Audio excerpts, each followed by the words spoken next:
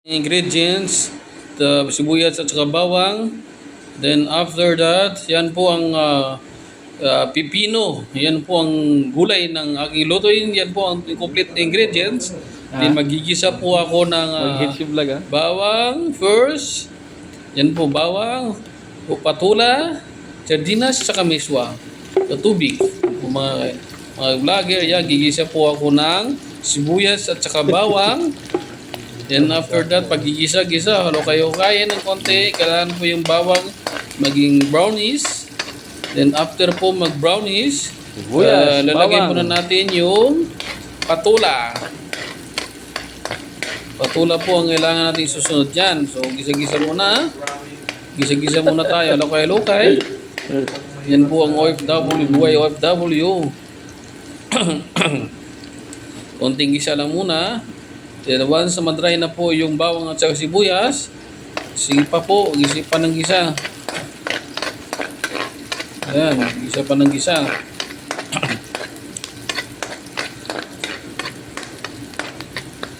Then ang susunod ko po lalagay ay yung patula.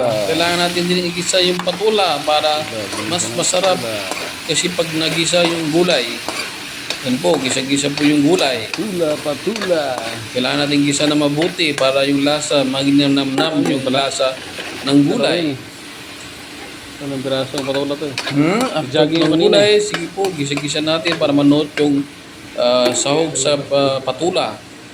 Sibuyas at saka konting gisa. Pag medyo okay na po gisa natin, ay tuloy-tuloy na po natin hanggang kumulo, kumunti para lalong lumambot yung patula. Pag nalumpot na po yung patula, tuloy-tuloy lang na po natin gisa para mas masarap. Kasi pag nagisa yung patula na maigi, yan po, na nating apoy at saka tuloy-tuloy na po yung pagigisa sa patula. Then, sige lang po, gisa-gisa lang po ng maigi yung patula para mas magan yung lasa. Kasi mas masarap yung lasa pag nag-gisa maigi yung patula natin. Then, after that, lalagyan na natin ng sabaw ito. Sardinas. Sardinas, ilalagay natin sunod yung sardinas pagkatapos ng gisa ng gulay. Kasi mas maganda yung pag mag-gisa maigi yung gulay.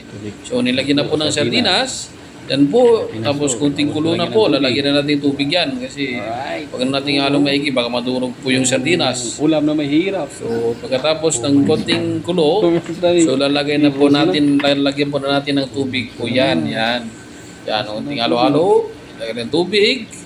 Kasi sayang naman yung sa loob ng sardinas, meron pong kan pa yun, laman pa ng sabaw. Yan, so konting halo.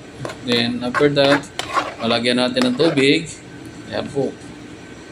Halo-halo po konti. Huwag natin madurog po yung sardinas. Then, yan po, malapit na po tayo maluluto. Ayan, susunod po natin lalagay yung miswa.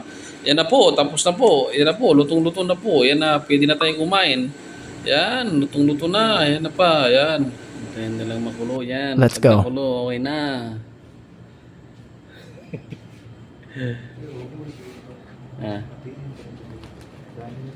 Ha?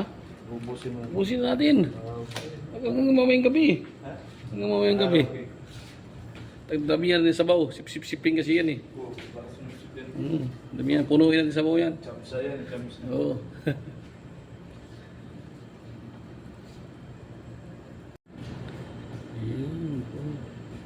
Hintayin na lang makulo yan. Pag nakulo, okay na.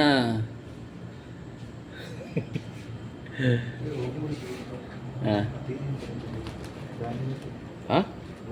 Ubusin natin. Hanggang mamayang gabi. Hanggang mamayang gabi. Damihan din sabaw. Sip-sip-siping kasi yan eh. Damihan. Punuin natin sabaw yan. Oo.